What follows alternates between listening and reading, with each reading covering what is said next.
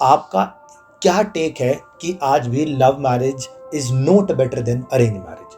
आज ऐसा क्या प्रॉब्लम हो जाएगी अगर आपकी बेटी या आपका बेटा जो आज आपके सामने बैठा है, अगर आज वो लव मैरिज करते हैं तो उसमें आपको क्या, आपके हिसाब से क्या प्रॉब्लम आ जाएगी? कोई एक कैसी कहानी रही हो किसी को बता, उन लोगों को जो देख रहे हैं आपकी वीडियो, उनको बताने के लिए, जब आपको लगा कि मेरी ज़िंदगी बिल्कुल स्ट्रेस में थी, मुझे कुछ आगे का रास्ता नहीं दिख रहा था, उसके बाद आपकी लाइफ आगे कैसे गई, और उस एक्सपीरियंस से आप लोगों को क्या बताना चाहते हो कि स्ट्रेस एक्चुअली में क्या है?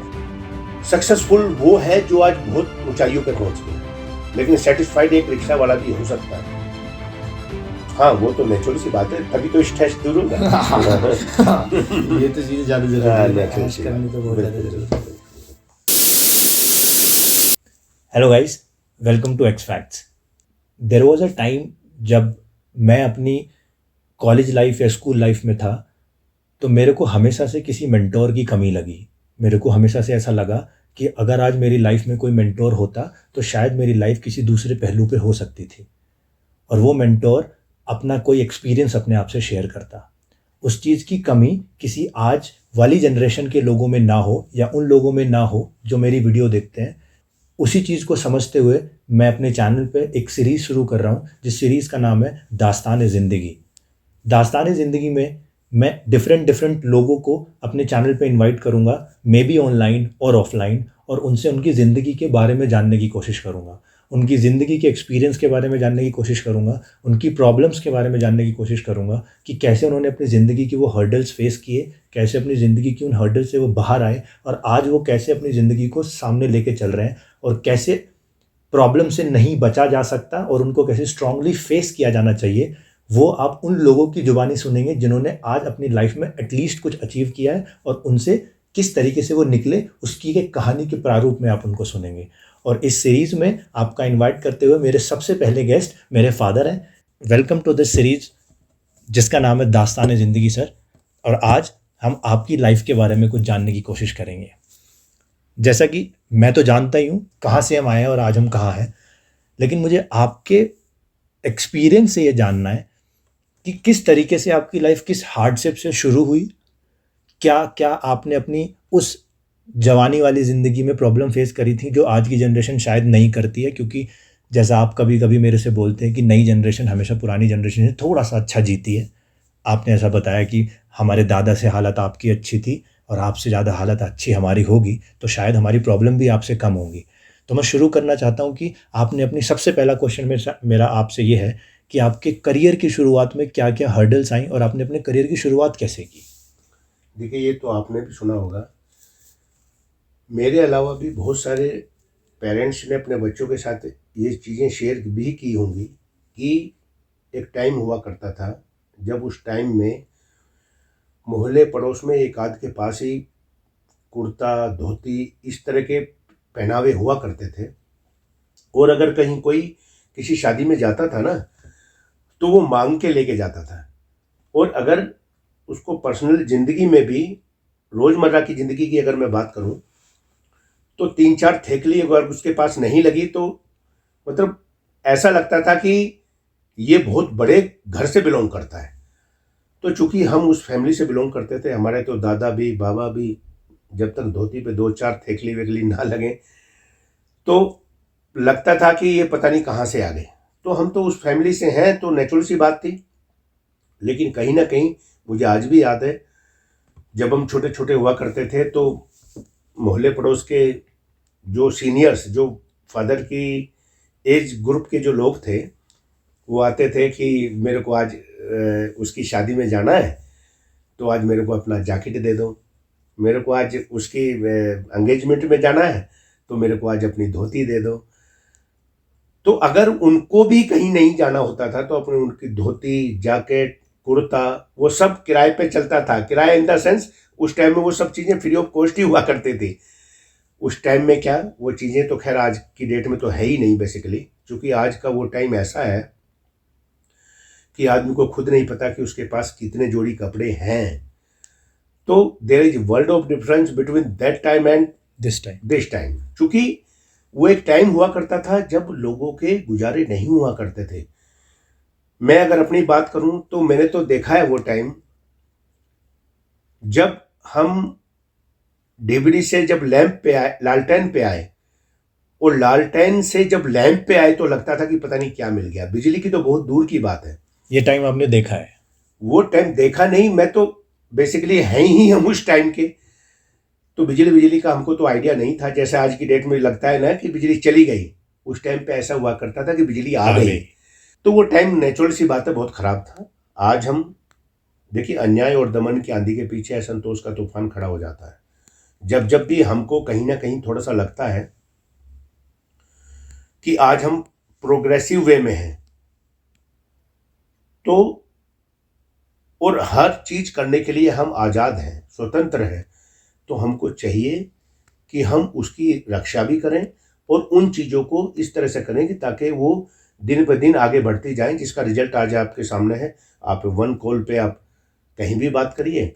और लैंप और डिबरी और लालटेन की अगर बात करें तो वो तो आजकल के बच्चों को तो समझ में ही नहीं आती वो सारी चीज़ें। तो ये सारी आपने मेरे को बताई कि ये वाली हार्डशिप्स थी जो आपने अपनी ज़िंदगी में, जब आप हमारी उम्र के रहे होंगे या जब आप स्कूल वाले बच्चे रहे होंगे या जब बचपन से आप आए हैं, तो ये सारी प्रॉब्लम्स आपने झेली। जहाँ बिजली नहीं हुआ करती थी, जहाँ पे पहनने के लिए कपड़े नहीं हुआ करते थे, पढ़ाई के लिए भी ऐसा स्कूल नहीं हुआ करते। जैसे आपने मेरे को ये भी बताया कि आपकी स्कूलिंग किसी सरकारी स्कूल से हुई है। आपने मेरे को ये भी बताया एक बार लाइफ में कि आपकी स्कूलिंग के लिए एक बार फॉर्म तक के भरने के लिए घर में पैसे नहीं थे।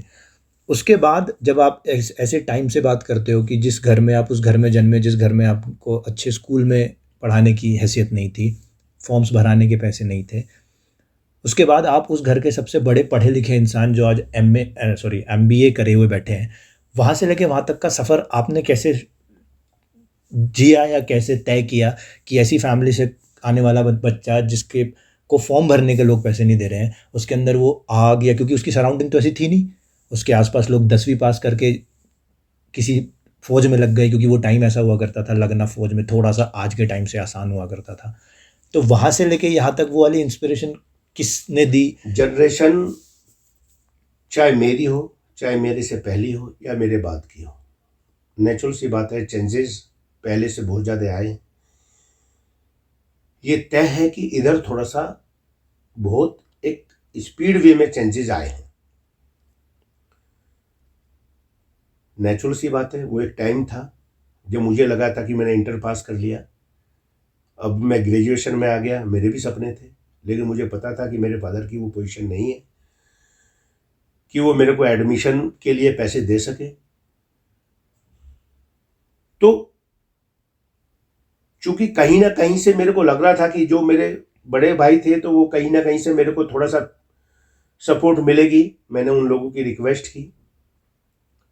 तो एटलीस्ट, हालांकि वो कभी इंटर के बाद आगे कॉलेज में कैसे जाया जाता उन लोगों को नहीं पता था, लेकिन चूंकि मेरी इच्छा थी तो उन्होंने मेरी इस इच्छा को कंटिन्यू करने के लिए, या ये कहिए कि इसको कैसे साकार किया जाए, वो सब करने के लिए मेरे को सपोर्ट किया।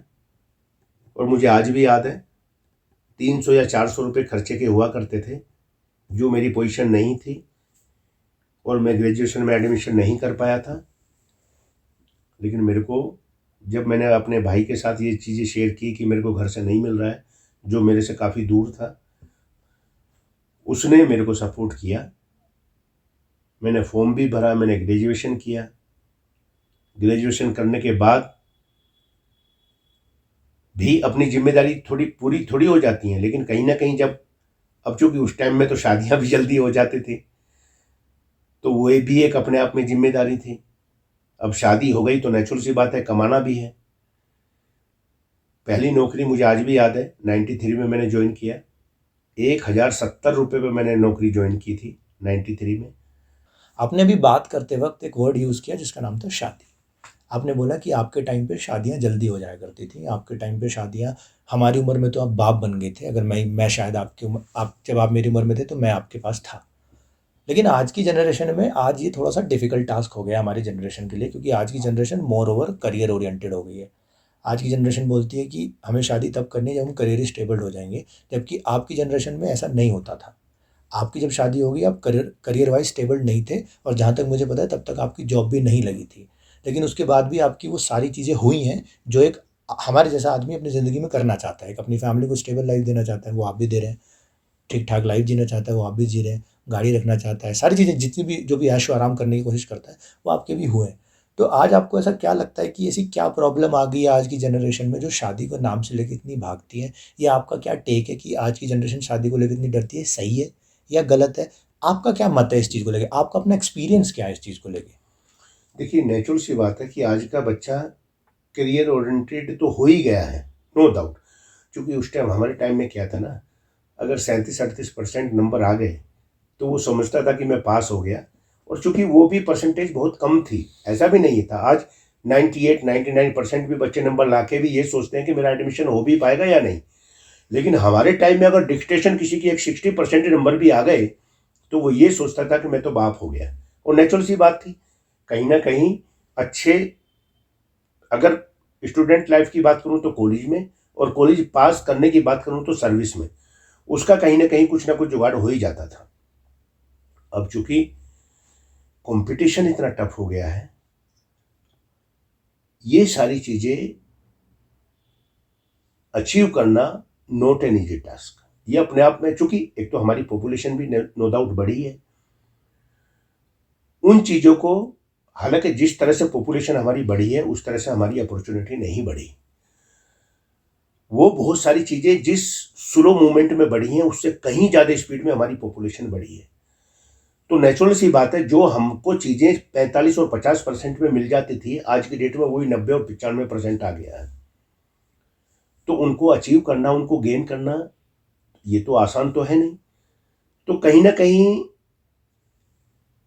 बच्चों को वो सारी चीजें अडॉप्ट करने के लिए बहुत सारी चीजें, बहुत सारी मेहनत करनी पड़ेगी, और बच्चे करते भी हैं, नो डाउट। उनका ध्यान करियर को लेके प्रायोरिटी पे रहता है अदर देन अपनी फैमिली को लेके। आज फैमिली ओरिएंटेड बच्चे नहीं रह गए। जिस तरह की उम्मीद हम बच्चों से करते हैं कि ये आज अपने दादी बाबा को रेस्पेक्ट करेगा, अपने माँ बाप को रेस्पेक्ट करेगा, वो बहुत सारी चीज़ें कहीं ना कहीं उनको अपने करियर को मद्देनजर रखते हुए वो कुछ चीज़ें साइड हो जाती हैं। कहीं ना कहीं वो चीज़ें भी गलत हैं। ठीक है, बच्चे आज अपने करियर को लेके आगे बढ़ें, लेकिन उनको अपनी सभ्यता, अपनी संस्कृति, वो सारी चीज़ें भूलनी नहीं चाहिए। और अगर केवल सभ्यता और संस्कृति में ही लगे रहेंगे तो नेचुरल सी बात है, वो आज उस फाइट में भी नहीं आ पाएंगे जो उनको वो सारी चीज़ें चाहिए। क्योंकि इजीली वो चीज़ें मिलना आज की डेट में इतना मुश्किल हो गया है कि हर एक के बस की बात है ही नहीं। तो आप इसको जस्टिफाई कराते हो कि अगर शादी के लिए आज की जनरेशन थोड़ा डिले हो गई है तो वो कोई बहुत बड़ी प्रॉब्लम नहीं है? देखिए, करियर को लेके अगर हम करियर ओरिएंटेड आज की जनरेशन है तो नो डाउट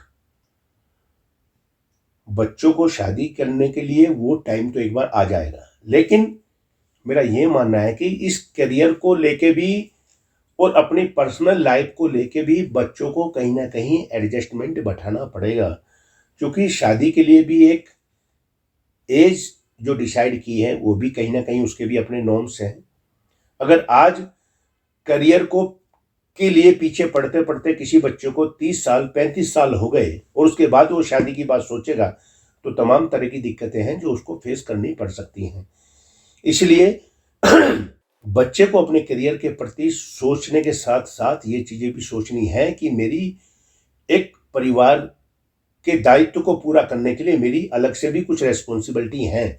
जो मेरे माँ बाप मेरे बारे में सोचते हैं, मेरे दादी बाबा मेरे बारे में सोचते हैं, या जो मेरे को इस समाज में रहते हुए अदर देन करियर जो चीज़ें मेरे को करनी है, तो उनके बारे में भी कहीं ना कहीं बच्चों को सोचना पड़ेगा, जो कहीं ना कहीं आज की जनरेशन में उस चीज़ की कमी है। अब क्योंकि थोड़ी सी बात, I will come back to your career again, but अगर थोड़ी सी बात अभी शादी पे ही हो रही है, let's, I want to understand your point on this कि जैसे हमारी जनरेशन है, अब हम अपनी बातें करते हैं कि हमारी फैमिली में आज की डेट में it is not acceptable which is called love marriage हमारी फैमिली में। और आप बीइंग अ फादर एक्सेप्ट चाहे कर लें, बट आपको शायद पसंद नहीं आएगा कि आपका बेटा लव मैरिज करके आपके सामने एक बहू लाके खड़ी कर दे कि पापा she is my wife and please accept it. हो सकता है आप मजबूरी में एक्सेप्ट भी कर लें, लेकिन वो जो आप जिस दुरुस्तता से अपने बच्चे की शादी में विलुप्त, या आप अपने बच्चे की शादी में जिस तरीके से, अगर वो अरेंज मैरिज करेगा आपकी मर्जी से करेगा, होंगे, शायद लव मैरिज में आप नहीं होंगे। तो मेरा कहने का मतलब है कि आज की जनरेशन में, जहाँ थोड़ी सी जनरेशन आपने खुद बोला कि आउट फास्ट हो गई है और लोग बाग एक्सेप्ट करने लगे हैं inter caste marriage, love marriages, वहाँ आपका क्या टेक है कि आज भी love marriage is not better than arrange marriage? आज ऐसा क्या प्रॉब्लम हो जाएगी अगर आपकी बेटी या आपका बेटा जो आज आपके सामने बैठा है, अगर आज वो लव मैरिज करते हैं, तो उसमें आपको क्या, आपके हिसाब से क्या प्रॉब्लम आ जाएगी? देखो ऐसा है, आज की डेट में बच्चे ज़रूर चाहते हैं कि मैंने तो अपना लाइफ पार्टनर चुन लिया है, मैंने देख लिया, उसके साथ मैं रहा भी हूँ, मैंने देखा है, नो डाउट अच्छा हो सकता है, बनिस्बत इसके कि जिसके साथ उसके साथ शादी की जाए जिसको आपने देखा भी नहीं है। लेकिन बहुत सारी चीज़ें ऐसी हैं जो पेरेंट्स के साथ उनके उनके पेरेंट्स की बहुत सारी चीज़ें जुड़ी हुई हैं कि अगर समाज हमारा अलाउ करता है, क्योंकि पहले क्या थे, पहले तो नाई ब्राह्मण किसी के यहाँ चले गए तो शादी के लिए लड़का देख लिया, उसको भी लगता था कि ये मेरे, कहीं ना कहीं उसके पेरेंट्स की भी फिर रजामंदी होती थी, उसके परिवार की भी होती थी, तो उसमें कहीं ना कहीं बच्चे के मन में ये चीज़ रहती थी कि ये मैंने इससे शादी की है क्योंकि मेरे माँ बाप ने कराई है, मेरे दादे बाबा ने कराई है। आज की डेट में बच्चे बहुत जल्दी, अगर मैं ना कहूँ, अगर गलत वर्ड नहीं है तो मेरे हिसाब से तो वो बहुत जल्दी है, जहाँ कहीं कॉलेज में किसी के साथ पढ़े या करियर में किसी के साथ नौकरी की, तो उन्होंने जो अपना डिसीजन लिया वो उनके पेरेंट्स के डिसीजन से बहुत कम है। उनको पता है, चूंकि उन्होंने वो पहली जिंदगी नहीं देखी। मुझे भी पता है, आज की डेट में अगर मैं अपनी सर्विस की बात करूं तो मेरे से 20 साल छोटा बच्चा या 25-30 साल छोटा बच्चा मेरे से फास्ट काम कर सकता है, मेरे से स्पीड से वो कंप्यूटर चला सकता है। लेकिन मेरे को अपनी लाइफ में कहाँ कहाँ हर्डल आई और उनको मैंने कैसे सुलझाया, वो जो मेरा एक्सपीरियंस है वो केवल मुझे पता है, वो किसी नए बच्चे को पता नहीं होता। वो काम नो डाउट मेरे से ज़्यादा कर सकता है, लेकिन कुछ चीज़ें ऐसी हैं जो हमको हमारे पेरेंट्स से आती हैं कि अगर हमने कहीं लव मैरिज कर ली या हमारा कहीं अफेयर हो गया तो हमने ज़बरदस्ती अपने पेरेंट्स को मनाने की कोशिश की, तो कहीं ना कहीं माँ बाप का मना करना भी जायज़ इसलिए है क्योंकि उसने वो सारी चीज़ें देखी हैं जो बच्चों को वो देखने के लिए उतना टाइम नहीं मिला। तो नेचुरल सी बात है, उस हमारी पीढ़ी का आदमी ये इजीली एक्सेप्ट नहीं करेगा कि कोई भी बच्चा इस तरह से अपने डिसीजन को इम्प्लीमेंट करे और किसी से भी उस तरह की शादी रचाए। तो बस वो एक थोड़ा सा डिफरेंस कहीं ना कहीं तो है इसलिए। अगर मैं आपको सम अप करूं तो आपने ये बोला कि आउट ऑफ केयर, कि आपको ऐसा लगता है कि बीइंग ए फादर, आपको ऐसा लगता है कि मेरा बेटा अभी ये डिसीजन, क्योंकि इस ऑब्वियसली उसके पास वो एक्सपीरियंस, जाहिर सी बात नहीं है, वो एक्सपोजर नहीं है, तो वो डिसीजन अपनी लाइफ के बारे में आपसे बेटर नहीं ले पाएगा। इस वजह से आपके अंदर एक डर रहता है कि कि कल को इनकी शादी में प्रॉब्लम ना आ जाए। इसके साथ साथ एक चीज और भी है, जहाँ कहीं ना कहीं हम अपना स्वार्थ भी लेके चलते हैं कि आज पेरेंट आप कह रहे हो। हाँ, कि कहीं ना कहीं आज आप उस इंटरकास्ट कहीं मैरिज या उस तरह के कोई रिलेशन अगर बनाते भी हैं, तो चूंकि समाज से जितना हम अपने आप को जोड़ पाते हैं, हमारी अगली पीढ़ी उतना समाज की केयर नहीं करती, तो और उसमें फर्क भी नहीं पड़ता। और नेचुरल सी बात है, फर्क बहुत ज़्यादा पड़ना भी नहीं चाहिए, लेकिन कहीं ना कहीं चूंकि हम अपने आप को अलग नहीं कर पाते, इसलिए जब हमारे यार दोस्त, समाज के लोग, रिश्तेदार, मित्र जब इस तरह की बात करते हैं कि उसके बेटे ने तो वहाँ शादी कर ली, उसकी बेटी ने तो वहाँ शादी कर ली, तो वो कहीं ना कहीं थोड़े से नागवार तो जरूर गुजरती है। लेकिन आज की जनरेशन को देख के तो मैंने भी, अगर मैं कहूँगा, और मेरे जैसे तमाम लोगों ने भी थोड़ा सा कहीं ना कहीं अपने विचारों को चेंज करने की कोशिश तो की है, नो डाउट। लेकिन कहीं ना कहीं लगता है कि ये बच्चे अगर हमारे कहे में रहें, हमारे हिसाब से काम करें, तो देखिए नो डाउट बच्चे कभी भी पेरेंट्स कभी भी किसी बच्चे के बारे में उतना बड़ा सोच ही नहीं सकते, और वो कहीं ना कहीं बच्चों के भविष्य के लिए भी अच्छा एक बेनिफिशियल डिसीजन हो सकता है, जिसको आज के बच्चे समझने की कोशिश नहीं करते। आज की डेट में बात समझदारी की और पढ़े लिखे की नहीं है। अभी मैं 4 दिन पहले एक नोट पढ़ रहा था, मैंने तुम्हारे साथ शेयर भी किया।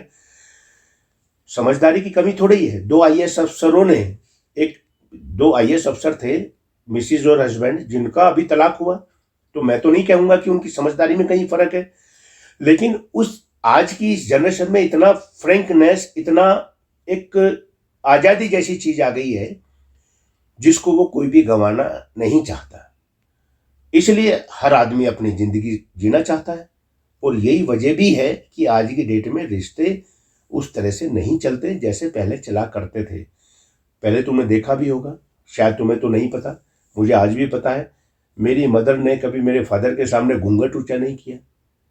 अब थोड़ा सा चेंज आया है कि मेरी मिसेज एक बार थोड़ा सा ऊंचा जरूर कर लेती है, लेकिन उस टोन में बात नहीं कर पाती है। लेकिन मैंने देखा है अपने दोस्तों के बच्चों की मिसेज को, वो हाँ पापा करके, वो ऐसे ही पूरे जैसे बेटी होती है वैसी ही बहू, तो उसमें कहीं तो ये जो चेंजेस जो आते रहे हैं, मैं उस चेंजेस के खिलाफ नहीं हूं, लेकिन कहीं ना कहीं बहुत सारी चीजें ऐसी हो जाती हैं जो लगता है कि कहीं ना कहीं पहले वाला टाइम थोड़ा सा सभ्यतावादी रहा है, बस। और कोई तो आपका कहने का मतलब है कि बहुत एग्जाम्पल, ऑब्वियसली हम सबको कैटेगराइज नहीं कर सकते, लेकिन आप कह रहे हो कि जो फ्रीडम जो बहुत ज़्यादा सबको मिल गई है, फिर चाहे वो लड़का है या लड़की है, उस फ्रीडम से थोड़ी सी असभ्यता भी आ गई है, नेचुरल सी बात है। और उस असभ्यता को माँ बाप एक्सेप्ट नहीं कर पा रहे हैं क्योंकि उन्होंने कभी वो देखी नहीं, और इसीलिए वो लव मैरिज के थोड़ा सा खिलाफ है।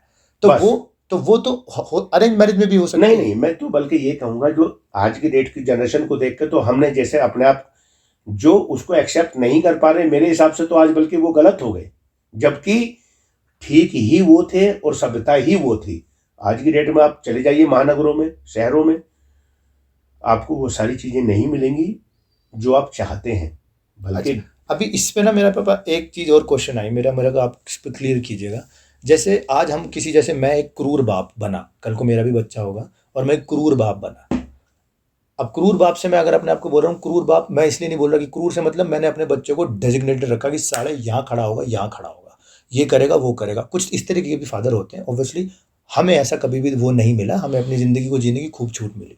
लेकिन मैं एग्जाम्पल दे रहा हूँ, मान के चलिए मैं एक ऐसा फादर बना जो चाहता है कि उसकी औलाद उसके हिसाब से चले। अब ऑब्वियसली जनरेशन, अब जो मेरी जो औलाद हुई, उस औलाद ने फॉर एग्जाम्पल किसी को बाहर पसंद कर लिया फॉर एग्जाम्पल, और ये हो सकता है, ये बहुत बड़ी बात नहीं है ये, जैसे क्योंकि हम बाहर पढ़ने भेजते हैं सारी चीज़ें, उसने किसी को पसंद कर लिया, लेकिन उसको पता है कि जब वो अपने फादर से चीज़ कन्फ्रंट करेगा तो उसका फादर, क्योंकि उससे बेटर उसके फादर को कोई जानता ही नहीं, पिछले 20 साल 30 साल से अपने फादर को एक्सपीरियंस कर रहा है, कि जब वो अपने फादर को कन्फ्रंट करेगा ये चीज़ को लेके कि पापा मेरी कोई लड़की है या लड़का है जिससे मैं प्यार करता हूँ या शादी करना चाहता हूँ, तो उसको पहले से ही जवाब पता है कि जवाब क्या होगा।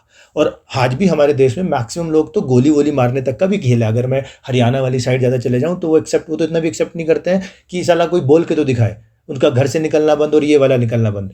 लेकिन अगर मैं ऐसा सोचता हूँ, हो सकता है मैं गलत हूँ, लेकिन मुझे आपका पॉइंट चाहिए कि अगर मैं उस बच्चे को शुरू से छूट दूँ कि तेरा जो करने का मन है तू कर सकता है, लेकिन एक ऑब्वियसली एक सेट पैरामीटर में, तो क्या कल को वो जो चीज़ करेगा और उससे मेरे को पूछेगा नहीं कि मेरा पापा ये करने का मन है क्या मैं करूं, उससे ये नहीं होगा कि वो जो गलत स्टेप ले सकता होगा वो गलत स्टेप ना लेगा क्योंकि उसे पहले से ही नहीं पता होगा कि मेरे फादर मना कर देंगे। उस चीज़ का सोल्यूशन क्या कर सकते हैं? जब आप बात करते हो ना कि मैं अपने पेरेंट्स से पूछूं कि मैं ये सब चीज़ करूं या ना करूं, इसका मतलब तो ये है कि वो 100% तो ठीक नहीं है। जहां आपको आपका दिल ही गवाही ना दे कि मैं जो कर रहा हूं वो 100% ठीक है, क्योंकि ठीक तो सबके लिए ठीक है, जहां कहीं ना कहीं डाउट होता है इसका मतलब उसमें कुछ ना कुछ बात तो है। वो इसलिए क्योंकि उसके फादर ने उसे वो बैकग्राउंड में दिया। नेचुरल सी बात है, क्योंकि उसके फादर को वो चीजें मिला ही नहीं, उसके फादर को उसके फादर से वो सारी चीजें मिली ही नहीं। लेकिन कोई आज की डेट में, मैं तो यही कहूंगा, एडजस्टमेंट बहुत बड़ी चीज है। घर तबाह करने से अच्छा है कि वो अपने बच्चे के साथ मिल जाए, अदरवाइज उसको समाज की बहुत सारी चीजों का सामना करना पड़ता है। लेकिन मेरे हिसाब से कहीं ना कहीं आने वाले टाइम में बच्चे नहीं सोचते कि उनके लिए भी जो रास्ता उन्होंने चुना है वो शायद ठीक नहीं है, क्योंकि आज की डेट में इस तरह की शादियां मालूम है कितने % सक्सेस हैं? मात्र 10 या 15% शादियां ही सक्सेस हैं जो अपने घर वालों की मर्जी के खिलाफ शादी करके और अपना बोल्ड डिसीजन लेके इस काम को कर जाते हैं। तो कहीं ना कहीं मेरा तो सिंपली यही कहना है कि अपने घर वालों को मनाइए। अगर आप ठीक हैं तो शायद घर वाले मान भी जाएं। अगर आप गलत हैं तो वो चीज़ें आज नहीं तो कल आपको भुगतनी तो पड़ेंगी, नो डाउट।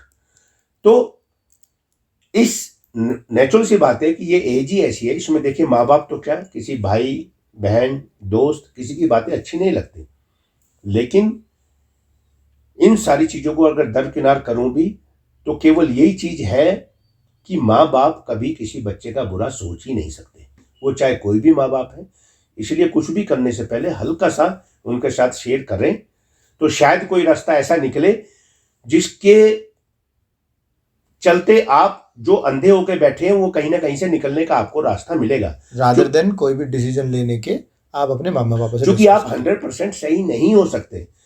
वो आप जरूर सोच सकते हैं कि हाँ मेरा लाइफ पार्टनर मैं इतने दिन से जानता हूँ, वो बहुत अच्छी बात है, लेकिन इस चीज का विश्वास आपको अपने माँ बाप को भी दिलाना पड़ेगा। मूविंग ऑन, शादी की बात खत्म हो गई है। आज मेरा कंसर्न अब दूसरा क्वेश्चन मेरा आपसे ये है कि आज की जनरेशन में एक बहुत बड़ी चीज़ आके बन गई है जो कि जिसका नाम है स्ट्रेस। आज की जनरेशन बहुत ज़्यादा स्ट्रेस नाम की चीज़ में आके जकड़ी जा चुकी है। उसके कारण मे बी करियर हो सकते हैं, उसका मे बी किसी के साथ रिलेशन हो सकता है जिसकी वजह से वो स्ट्रेस में है, उसके फैमिली के साथ कोई इश्यूज हो सकते हैं। लेकिन क्या ये पहले चीज़ें नहीं हुआ करती थी? बेसिकली हुआ करती थी, आपके भी करियर में इशू रहे होंगे, आपकी भी फैमिली में रिलेशन में इशू रहे होंगे, लेकिन पहले वाले स्ट्रेस में और आज के स्ट्रेस में जहाँ लोग सुसाइड अटेम्प्ट कर रहे हैं, जब number of suicides are more, जब हर दूसरा, जैसे आपने सुशांत का केस देखा कि कुछ ही कारण का स्ट्रेस रहा कि उसने सुसाइड अटेम्प्ट कर लिया, being a very successful guy outside way में। तो पहले वाले लोग उस स्ट्रेस से कैसे कोप, आपकी भी लाइफ में आपका कोई ऐसा एग्जाम्पल रहा हो जब आपने अपनी लाइफ में कोई एक कैसी कहानी रही हो, किसी को बता, उन लोगों को जो देख रहे हैं आपकी वीडियो उनको बताने के लिए, जब आपको लगा कि मेरी ज़िंदगी बिल्कुल स्ट्रेस में थी, मुझे कुछ आगे का रास्ता नहीं दिख रहा था, उसके बाद आपकी लाइफ आगे कैसे गई, और उस एक्सपीरियंस से आप लोगों को क्या बताना चाहते हो कि स्ट्रेस एक्चुअली में क्या है, और क्या आपने भी झेला था और आपको भी हमें भी झेलना पड़ेगा, तो उससे क्या निकलने का जरिया है, उसके ऊपर कोई आपके एक्सपीरियंस से कोई ऐसी कुछ कहानी रही हो जहाँ आपने स्ट्रेस झेला हो? मैं नहीं समझता आज की डेट में और पहले भी कोई आदमी ऐसा रहा हो जिसको स्ट्रेस ना रहा हो, क्योंकि स्ट्रेस का एक अपना लेवल है। जिसको कब रहा वो उसी को स्ट्रेस समझ बैठा, जिसको थोड़ा सा ऊंचे लेवल का रहा वो उसको स्ट्रेस समझ बैठा, जिसको कोई भी चीज़ ऐसी लगी कि ये मेरे मुनासिब नहीं है या मेरे मुताबिक नहीं है, वो उसके लिए स्ट्रेस ही हो गया एक तरह से। आपकी लाइफ में कोई ऐसा एग्जाम्पल मुझे बताएं जिसमें आपने लगा कि आपके हिसाब से चीज़ें नहीं चली, आपको ऑब्वियसली वो स्ट्रेस वाली सिचुएशन में आप रहे होंगे, कोई कहानी, कोई आपका experience, career experience, personal experience, जहाँ आपने अपने आप को वहाँ से निकाला, और आपकी उस निकलने के बाद क्या लर्निंग रही कि वो जो एक्सपीरियंस था आपका स्ट्रेस का, वो क्या था, अच्छा था, बुरा था, वो आपको हेल्प कर रहा था, नेचुरल खराब सी कर रहा बात है, मेरी शादी हुई, मेरे पास तो जॉब भी नहीं था, घर वालों ने ज़बरदस्ती मेरी शादी कर दी। ज़बरदस्ती कहिए तो क्या कि उस एज में वो समझदारी भी नहीं थी।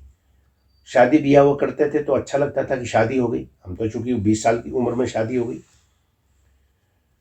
लेकिन जब परिवार की एक जिम्मेदारी आई और अर्निंग कुछ नहीं थी, तो मैं तो समझूंगा कि सबसे पहले मेरे लिए तो यही स्ट्रेस का एक कारण था।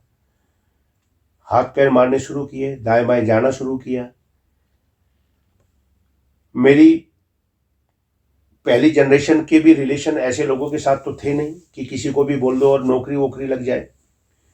तो उस 20 का जो टाइम रहा जहां मेरे को लगा कि मेरी ये रिक्वायरमेंट है और वो सारी चीजें मेरे को नहीं मिल रही थी, मैंने जहां जहां भी चक्कर काटे, जिस जिस लोगों के पास गया, जहां जहां भी मैं नतमस्तक हुआ, वो मेरा स्ट्रेस ही था। अगर मैं शुरू के स्ट्रेस की बात करूं, बाकी तो स्ट्रेस को आदमी जब फर्स्ट से सेकंड में जाता है तब भी स्ट्रेस रहता है, सेकंड से थर्ड में जाता है तब भी स्ट्रेस रहता है।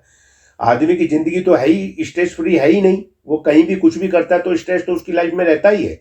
लेकिन मैं अगर पर्सनल बात करूं तो मेरे लिए सबसे ज़्यादा स्ट्रेस उस टाइम पे ही था कि जब मैं नौकरी सर्च कर रहा था, मेरे पास नौकरी भी नहीं थी और मेरे पास जिम्मेदारियां मैं सर उठा के खड़ी थी जो मेरे को पूरी करनी थी, और मेरे पास वो सारी चीज़ें नहीं थी। जो टाइम टू टाइम, टाइम के हिसाब से सब ठीक हुई। और मैं तो यही कहूँगा, मैं अक्सर तेरे को बोलता भी हूँ, आदमी को देखिए कलम तो प्रधान है, काम तो करना पड़ेगा, क्योंकि बिना काम के तो कुछ नहीं होता। लेकिन जिंदगी चलती अपने तरीके से ही है। आज अगर हमको एक जगह कहीं सफलता नहीं मिली तो नेचुरल सी बात है कि हमारे लिए कोई दूसरी एक अपॉर्चुनिटी इंतजार कर रही है। वो हम या तो मन को समझाने के लिए कह लें, अक्सर तो बोलता भी है कि नहीं पापा, तो मन को ही समझा रहे हैं कि हम तो चाहते तो ये थे, चाहता तो मैं भी हूँ कि मैं ही आज नरेंद्र मोदी बन जाऊँ। लेकिन ये सबके लिए पॉसिबल नहीं है, क्योंकि हमारा सोच का एक दायरा भी होना चाहिए कि हम कहाँ तक सोच सकते हैं। और आज नहीं तो कल सोच पूरी होती है। और आज मैं ही नहीं, कोई भी आदमी आज जहां भी है वो उसकी अपनी सोच का परिणाम है। उसने जरूर कहीं ना कहीं सोचा होगा कि आज मैं एमएनसी में काम करूंगा, आज मैं सरकारी नौकरी में काम करूंगा, आज मैं प्राइवेट में काम करूंगा। अगर उसने कहीं उस चीज के बारे में ना सोचा हो तो आज वो उस जगह जा ही नहीं सकता। लेकिन उस जगह जाने के बाद जो उसको कुर्सी मिली, मैं तो ये कहूंगा कुर्सी सब सिखाती है, क्योंकि कुर्सी भी कोई भी इजीली नहीं मिलती। ऊपर वाला देने वाला उसमें कुछ ना कुछ चीजें देखता है, और अगर उसने उस चीज को समझ लिया कि हाँ ये निभा सकता है, उस जगह उसको उसका सिलेक्शन हुआ, तो वो सारी चीजें निभाता भी है, करता है, और जिंदगी फिर अपने तरीके से चलती है। इसमें बहुत ज्यादा उलझने की जरूरत मेरे हिसाब से तो नहीं है। आप अपनी कोशिश करिए, जो आपने मन बना रखा है उसके पीछे पड़िए, क्योंकि इजीली तो कुछ नहीं मिलता, लेकिन जरूरी नहीं है कि जो आप चाह रहे हो वो मिल ही जाए। उसमें भी कहीं ना कहीं आपको सब्स्टिट्यूट लेके चलना पड़ेगा। आपकी ज़िंदगी का कोई ऐसा एक्सपीरियंस जो भी आपने मेरे को पूरा बताया कि आपको क्या लगता है ज़िंदगी में, उसकी कोई ऐसी कहानी जहाँ आपको ऐसा लगा हो कि ज़िंदगी ऐसे ही चलती है, और ज़िंदगी जैसे आप मेरे को हमेशा बोलते हो कि अंकित ज़िंदगी अपने तरीके से चलती है, जैसे आपने अपने वर्ड यूज़ किया ज़िंदगी, जैसे अगर मैं अपनी बात करूँ, आपकी थॉट प्रोसेस और मेरी थॉट प्रोसेस में थोड़ा सा डिफरेंस है। डिफरेंस ये है कि मैं सोचता हूँ कि ज़िंदगी आपने ही बताया कि मेरा ऐसा मानना है कि ज़िंदगी आपके एक्शंस का रिजल्ट है, और आप बोलते हैं कि ज़िंदगी इस एक तरीके से चलती है और आपको जो मिलना है वो मिलेगा। तो जो मिलना है वो मिलेगा। आपकी ज़िंदगी में मुझे वो एक कहानी जाननी है जो आपने जिस एक्सपीरियंस से आप मेरे को हमेशा ये बोलते हो कि अंकित मैंने ये ऐसा अमेजिंग चीज़ें होती देखी अपनी ज़िंदगी में कि एक टाइम मेरी ज़िंदगी में ये था और वो ऐसे मिला। वो कोई कहानी मुझे जाननी है जिससे आप ये बोलते हो कि ज़िंदगी जाने के लिए चलती है। पहली बात तो ये अंकित, आज मैं जो हूँ, जहाँ हूँ, मैंने स्पेशली उस चीज़ के लिए पढ़ाई की ही नहीं। मैं आज ऐसा हो गया तो बहुत सारी पढ़ाई मैंने ऐसी इसलिए की क्योंकि इस लाइन में वो चीज़ें जरूरी थी। उस लाइन में मैं थोड़ा और अच्छा हो जाऊँ। मैंने कभी नहीं सोचा, क्योंकि आज अगर मैं 92 और 93 की बात करूं, जब मैंने अपना करियर स्टार्ट किया, तो मेरी शायद वो लाइन नहीं थी जिसमें मैं आज हूं। जैसे जैसे टाइम निकला, मेरे को अपॉर्चुनिटी मिली, डिफरेंट टाइप की मिली। जो मेरे को अच्छी मिली मैंने उसको ग्रैब किया, और मैंने अपने आप को उस एरिया में बढ़ाने की कोशिश की। मुझे पता है कि शायद हो सकता है मैं इसीलिए बना हूं, क्योंकि मैंने जो मेरा करियर स्टार्टिंग करियर था, मैंने उसके लिए तो मेहनत की नहीं थी। या पहले बाद जब मैं सेकंड या थर्ड में जो गया, जो बदलाव हुआ मेरे साथ, तो ये तो मैं समझ गया कि मैं किस लाइन में फिट हूं। ना ही तो मैं बीटेक करके आया कि मुझे भी पता था कि मैंने किस स्ट्रीम से की है। भाई मैंने मैकेनिकल किया है तो मैं मैकेनिकल में जाऊं, मैंने इलेक्ट्रिकल से किया तो मैं बिजली में चला जाऊं, इंस्ट्रूमेंट से किया है तो किसी भी इंडस्ट्रीज का इंस्ट्रूमेंट देखूं। ऐसी तो मेरी कोई क्वालिफिकेशन थी नहीं। जिस भी एरिया में मैं गया और मेरे को लगा कि हाँ यहाँ मेरे को सक्सेस मिलती जा रही है, मैंने तो पढ़ाई भी अपनी उसी तरीके से की ताकि कल को मैं अपने सबॉर्डिनेट से नीचे ना रह सकूं, और वो सारी चीजें तुमसे छुपी भी नहीं। इसलिए मैं कहता हूं कि जिंदगी देखिए कहीं ना कहीं रास्ता अपने आप देती है। और आज बहुत सारे रास्ते तो मेरी जिंदगी में भी ऐसे आए जो मैंने चाहा कि मेरे को ये मिल जाए, लेकिन नहीं मिला। लेकिन ये नहीं मिला तो दूसरा रास्ता मुझे लगा कि शायद हो सकता है मेरे लिए ये ठीक हो, और वो मेरे को सुटेबल हुआ भी, और मैंने उस पर कदम रखा और मेरे को सक्सेस भी मिली। और मैं उस एरिया में इतना बढ़ा कि आज मैं जो हूँ मेरे बराबर मेरे स्टाफ का कोई आदमी है ही नहीं।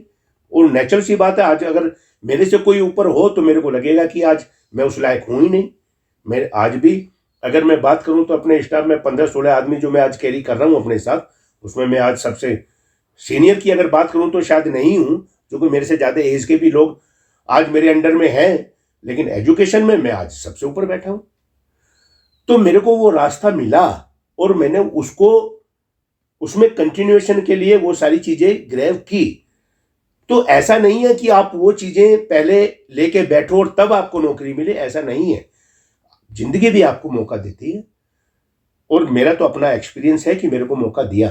वो क्या है, वो जानना चाहता हूँ, जो एक कोई ऐसी कहानी हो, ताकि क्योंकि generally people are interested to listen a story, people find it attractive जब वो किसी की एक कहानी सुनते हैं। तो कोई आपकी अपनी ज़िंदगी से, या तो कोई पहले कोई फ़नी इंसिडेंट जो आपको पहले आपकी लाइफ में आपका स्ट्रगल रहा हो और आज आपको फ़नी लगता है, या तो कोई एक ऐसा इंसिडेंट। क्योंकि वो मैं इसलिए जानना चाहता हूँ क्योंकि आज की जनरेशन अपने काम से बहुत जल्दी फेडअप हो जाती है। जैसे आपने बोला, आप मेरे बारे में भी आप सभी जानते हो, और ऐसे मेरे जैसे बहुत सारे लोग हैं जिन्होंने किसी पर्टिकुलर फील्ड में पढ़ाई की और आज वो उस पर्टिकुलर फील्ड में नहीं है, due to any of the reason, availability of unavailability of jobs, या उनका इंटरेस्ट नहीं था, या उनको जॉब नहीं, बहुत सारे कारण हैं।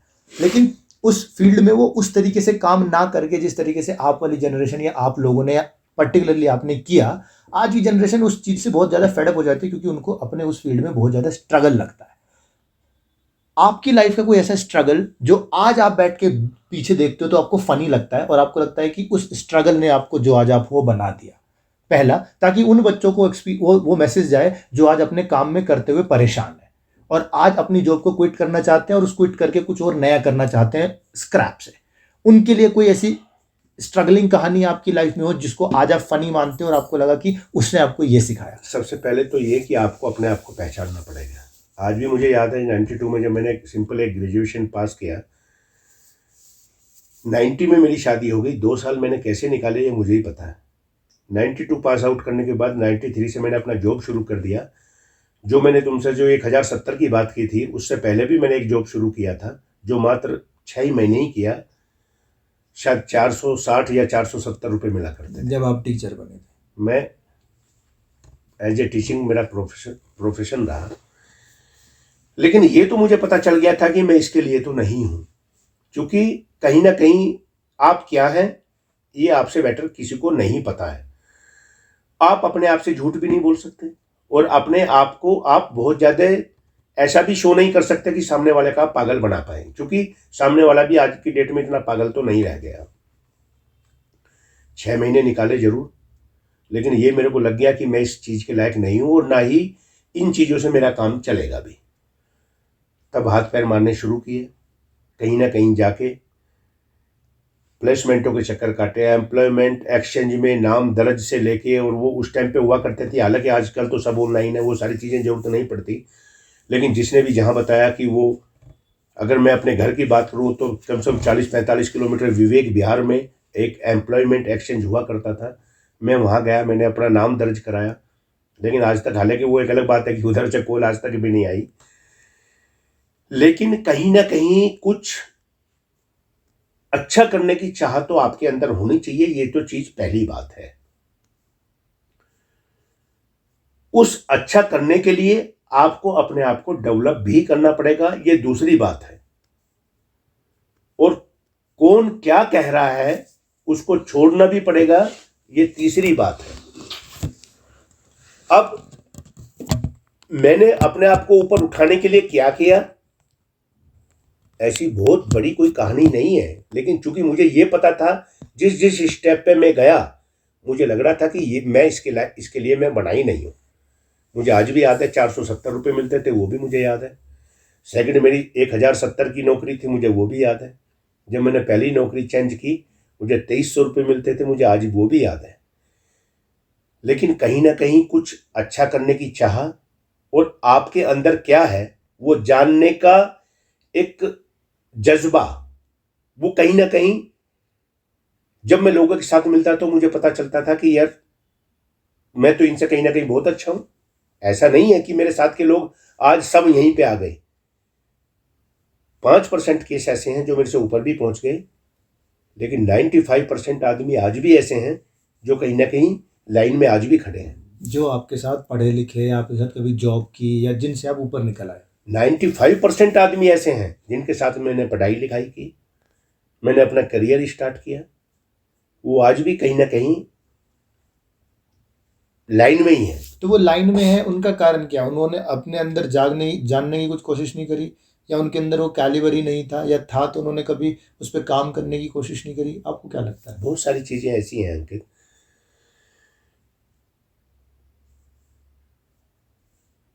कुछ चीजें ऐसी होती हैं जहां आदमी, देखिए लाइफ में कहते जरूर हैं कि एक सेटिस्फाइड लाइफ एक सक्सेसफुल आदमी से बहुत ज्यादा मैटर करती है।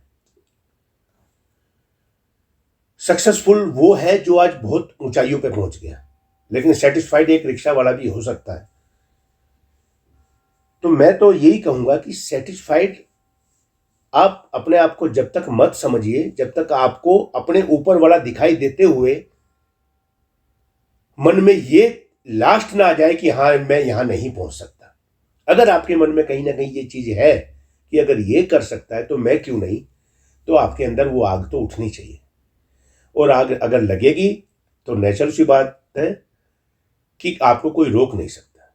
टाइम अगेन आपको बस that they know far universe वो चीज when you reach on top, कहीं ना कहीं कभी ना कभी आप उस जगह पहुंचेंगे, चूंकि आपके अंदर वो चीज, वो काबिलियत, वो सारी चीजें हैं। और वो चूंकि आपका दिल कह रहा है, जब मेरा दिल मानना शुरू बंद कर देता है नहीं यार मैं वहां नहीं जा सकता, तो you never touch on that post. आपको कहीं ना कहीं लगना चाहिए कि हाँ मैं उस, अगर ये है तो मैं क्यों नहीं। वो चीजें चूंकि बहुत सारी चीजें अंदर से आती हैं। On summing up this episode, क्योंकि बहुत ज़्यादा लंबा हो जाएगा, तो अगर इसको मैं कंक्लूड कर रहा हूँ और मैं आपसे एक मैसेज लेना चाहूँ उन लोगों के लिए, क्योंकि बेसिकली इस दास्तान ज़िंदगी सीरीज़ को चलाने का कारण यही है कि लोगों के एक्सपीरियंस मिले, उन लोगों के जो हम उन लोगों से जो देख रहे हैं उनकी उम्र से फार ज़्यादा है, और वो एक्सपीरियंस दें इस एपिसोड के थ्रू, उन लोगों को ज़िंदगी समझने का मौका मिले। तो आप एक ऐसा लास्ट में क्या मैसेज उन लोगों को देना चाहोगे जो कम उम्र के हैं, अपने करियर में चीज़ें नई सीख करना चाह रहे हैं, कि वो अपनी ज़िंदगी में क्या करें ताकि अपने परिवार को, अपनी ज़िंदगी को, अपने क्लोज संबंधी को वो एक अच्छी ज़िंदगी दे पाएँ और अपनी ज़िंदगी को अच्छा कर पाएँ? ऐसा क्या मैसेज आप उनको लास्ट में देना चाहेंगे? देखिए आजकल की पीढ़ी अपने आप में बहुत समझदार है, मैं नहीं समझता कि उनको मैं कोई चीज़ कहूँ और वो तब समझें, लेकिन अगर हल्की सी भी कहीं कोई गुंजाइश है तो अपने करियर के प्रति जागरूक रहें, अपॉर्चुनिटी का इंतज़ार करें, उसके लिए मेहनत करें, और इस चीज़ को ना भूलें कि आज वो जो हैं जहाँ हैं और उनकी सोचने की एबिलिटी है इस चीज़ को कि मैं आज जो करने चाह रहा हूँ उस लायक मैं हूँ, उसके पीछे किसका हाथ है, उन चीज़ों को रेस्पेक्ट करना ना भूलें, अपना मेहनत करें। और मैं तो कहूँगा कि अपना एक एम बनाएं और उस एम के पीछे मेहनत करें। तो मैं नहीं समझता कि कोई भी ऐसी चीज़ है जो वो चाहते हैं और उनको ना मिले, और उसको किसी चीज़ के पीछे बहुत ज़्यादा पागल भी ना हो जाए, ताकि वो नेचुरल चीज़ सी बात कल है। को वो नहीं स्ट्रेस नहीं, देखो उनके- कहीं ना कहीं पागल हो लेकिन उस स्ट्रेस जैसी पोजीशन में ना आ जाए। देखिए जुनून जब तक नहीं होगा किसी चीज़ को लेके तो बहुत सारी चीज़ें हो सकता है अपने आप में मुश्किल हो जाए। जुनून तो होना चाहिए, लेकिन उस लेवल पे जाके पागल ना हो कि एक मन में किसी चीज़ को बैठा लें, क्योंकि ज़िंदगी फिर मौका देती है। ऐसा नहीं है कि हर आदमी शुरू से, जब हम छोटे छोटे थे हमसे लोग पूछते थे, हमारे टीचर पूछते क्या बनोगे, हम भी बोलते थे हम फौज में भर्ती होंगे, हम सिपाही बनेंगे, हम फलाना करेंगे, ढिकड़ा करेंगे, लेकिन ऐसा तो कुछ हुआ नहीं। लेकिन कहीं ना कहीं आदमी को पता चलता है कि ये मैं इस लाइन में ठीक जा सकता हूँ, तो उस चीज़ के लिए अपनी मेहनत करें और अपने वजूद को ध्यान में रखते हुए उन चीज़ों का जरूर ध्यान रखें जिसकी सपोर्ट उसके साथ है उसको रेस्पेक्ट करें और उन्हीं के सहयोग से अपने आप को आगे बढ़ाने की कोशिश करें। तो मैं समझता हूं कि ऐसा कोई चीज़ नहीं है, क्योंकि आज कोई भी जहां है वो कहीं ना कहीं अपनी मेहनत से है। बच्चों ने मेहनत की है, नो डाउट। आज मैं अगर बच्चे की बात करूं तो मैं अपनी और अपने से बड़ों की भी बात करूं, आज जो जहां है अपनी मेहनत से है और वो सारी चीज़ें मिलती भी है, नो डाउट। तो बच्चों से या यंग जनरेशन से मेरा तो यही एक आग्रह है कि अपने पेरेंट्स की रेस्पेक्ट करते हुए, अपने करियर को ध्यान में रखते हुए उस तरफ जाने की कोशिश करें जिसमें उनको लगता है कि हाँ मैं ये चीज़ कर सकता हूँ। अपने मिशन में ऐश कर, ऐश करें, कामयाब होंगे, नो डाउट। जिंदगी में ऐश करना बहुत ज़्यादा ज़रूरी है, वो भी करते रहे। हाँ वो तो नेचुरल सी बात है, तभी तो स्ट्रेस दूर होगा। ये तो चीज़ें ज़्यादा ज़रूरी हाँ, है, natural ऐश सी करनी बात तो है, बहुत ज़्यादा बिल्कुल, ज़रूरी बिल्कुल, है। बिल्कुल। Thank you so much that this is the rap for this first episode of दास्तान ज़िंदगी। और मुझे नहीं लगता इससे बेटर इसकी शुरुआत हो सकती थी। This is my father and I hope you will like it. और इसके बाद इसके he is a very funny guy, जो अभी हम इस एपिसोड में नहीं लेके आ पाए। There will be lot of episode with my father जहाँ पे हम इनकी फनी साइड लेके आने की कोशिश करेंगे। Thank you so much for watching this. Till then, take very good care of yourself and your family. Will meet you in the next episode of Dastaan. और वो एक्सपेक्ट थैंक यू जिंदगी, वो दूसरे में।